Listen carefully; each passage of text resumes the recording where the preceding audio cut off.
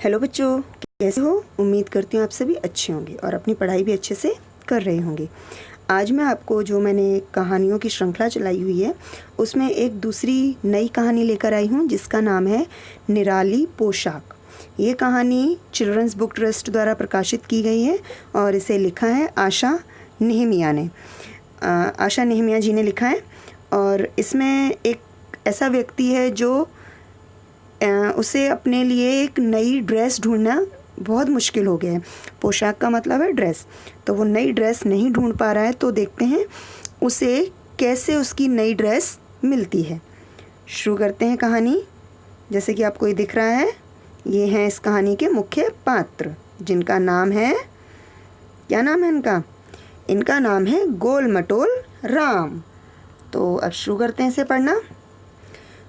गोल मटोल राम उस देश का सबसे विशाल आदमी था।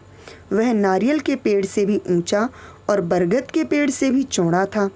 वह इतना लंबा चौड़ा था कि महल के अंदर जहाँ वह काम करता था उसमें जा नहीं सकता था जब तक कि वह मुख्य द्वार में झुके हुए तिरछे होकर ना चले। यानी कि ये व्यक्ति इतना लंबा चौड़ा, इतना मोटा था कि ये कहीं पर भी आसानी से जा नहीं पाता था, उसे झुकना ही पड़ता था। अब आगे देखिए, ये हमारे गोल मटोल राम। गोल मटोल राम का काम महल के मुख्य हॉल की बत्तियों को पोंछना और सभी खिड़कियों को साफ करना था। वह भाग्यवान था, उसे सबसे ऊंची मंजिल की खिड़कियों को भी साफ करने के लिए कभी सीढ़ी की आवश्यकता ना पड़ती। उसे बस केवल अपने पंजों पर ही खड़ा होना पड़ता। जब महल के घंटाघर में लगे पीतल के घंटे को पॉलिश करना होता या शाही खंभे में लगी बड़ी सी घंटी में चाबी भरनी होती, वो इतना लंबा था, उसे किसी भी चीज़ की ज़रूरत नहीं थी। ये देखो कितने आसानी से सारा काम कर रहा है। ये देखो, एक दिन शाही संदेश वाहकों ने घोषणा की, राजकुमारी का विवाह होने वाला है। गोल मटोल राम ने निश्चय किया कि उसके पास भी नए कपड़ों का जोड़ा होना चाहिए। उसकी टोपी में बड़ा सा छेद हो गया था, उसकी कमीज फट गई थी और पायजामा भी। उसके जूते में इतने छेद हो गए थे कि मानो वह नंगे पैर ही चलता हो। तो उसने सोचा कि अब रानी का विवाह है तो मुझे भी नए कपड़े लेने चाहिए। सबसे पहले मैं हैट खरीद लूँ, यानी कि टोपी खरीद लूँ, गोल मटोल राम बोला और हैट की दुकान पर गया। उसने मोर पंख वाली नीली पगड़ी को पहनकर आजमाया। उसने पीले फीते वाली गुलाबी पगड़ी को पहना। उसने लंबी हैट, छोटी हैट, काली, भूरी और लाल हैट सबको पहनकर आजमाया, पर वे सभी उसके लिए बहुत छोटी थी। उसकी कोई भी हैट नहीं आई। मैं एक जोड़ा जूता ही खरीद लूं, गोल मटोल राम बोला। वह दूसरी ओर जूते की दुकान में गया।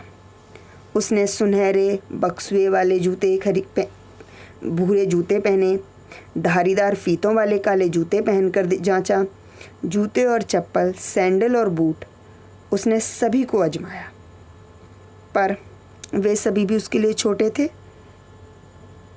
ये देखो, अब क्या करे? मैं नए कपड़े ही खरीद लूं, गोल मटोल राम उदास होकर बोला। उम्मीद है कुछ ऐसा मिल जाए जो मेरे आकार में ठीक ठाक बैठे।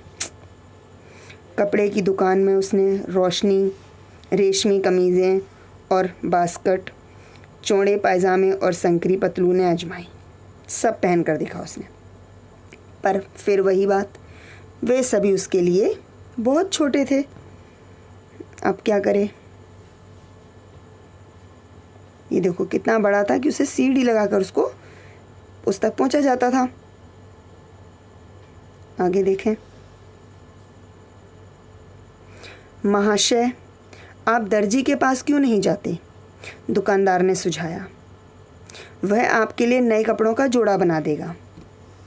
चलो ठीक है, वो भी देखते हैं। सो गोल मटोल राम दर्जी के पास गया। दर्जी गोल मटोल राम की नाप लेने सीढ़ी पर चढ़ गया। उस देश की सबसे लंबी सीढ़ी गोल मटोल राम के घुटनों तक ही पहुंची। अब क्या करें? आप कुछ ज़्यादा ही लंबे और बड़े हैं, दर्जी ने शिकायत की। मैं आपके लिए कपड़े नहीं बना सकता क्योंकि मैं आपकी नाप ही नहीं ले पा रहा हूँ।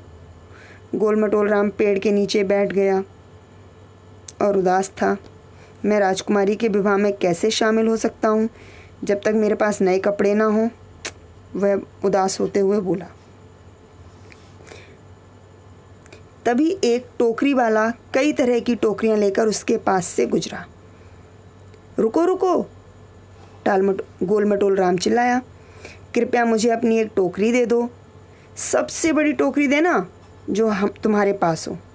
ज़रूर, टोकरी वाले ने लाल और पीले फूलों से चित्रित एक सुंदर टोकरी चुनते हुए कहा, यह टोकरी मेरे लिए सबसे बढ़िया हैट रहेगी।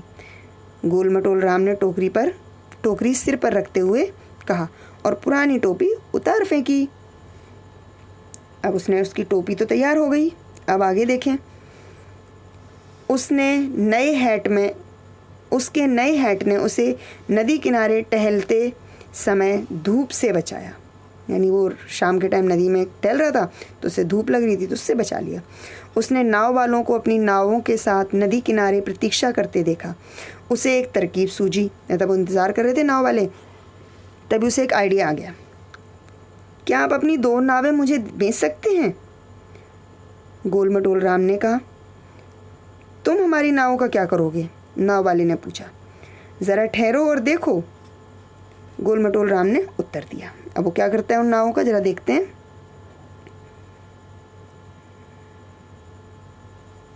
उसने अपने पुराने जूते उतार फेंके और पैरों में एक एक नाव पहन ली। बहुत आरामदेह हैं, वह खुश होकर बोला। अब उसे ज़रूरत थी तो कुछ नए कपड़ों की। उसने पंडाल बाबा को देखा तो जो तंबू बनाता था। पंडाल बाबा राजकुमारी के विवाह के लिए लाल और नीला रंगीन तंबू लगा रहा था। आहा, गोल मटोल राम बोला, क्या आपके पास मेरे लिए एक अतिरिक्त तंबू मिलेगा? ज़रूर, तंबू वाले ने बोला। ये देखो उसका सुंदर सा तंबू जो वो देख रहा है। अब आगे क्या करता है वो तंबू का, जरा देखें। ओ, ये क्या? सो गोल मटोल राम ने तंबू पहन लिया। कितना खुश था वह। उसकी नई रूप सज्जा पूरी हो गई थी और निराली पोशाक में सबसे अधिक रंग बिरंगा अतिथि था राजकुमारी के विवाह में। यानी कि जो गोल मटोल राम था, पहले उसे ना तो टोपी मिल रही थी, ना कपड़े, ना जूते, तो उसने अलग ही चीज़ सोची। टोकरी को टोपी बनाया, नाव को जूते और तंबू को उसने अपने कपड़े बना लिया। और सबसे सुंदर रंग बिरंगा अतिथि यानी मेहमान वही लग रहा था राजकुमारी के विवाह में। तो उम्मीद करती हूँ आपको स्टोरी अच्छी लगी होगी। आपको कैसी लगी तो प्लीज़ कमेंट में ज़रूर बताइए। ये स्टोरी आपकी रीडिंग डेवलप करने के लिए बहुत यूज़फुल है। और अगर आपको स्टोरी अच्छी लगी हो तो प्लीज़ लाइक कीजिए, दूसरे फ्रेंड्स के साथ इसको शेयर कीजिए और इस चैनल को सब्सक्राइब कीजिए। धन्यवाद।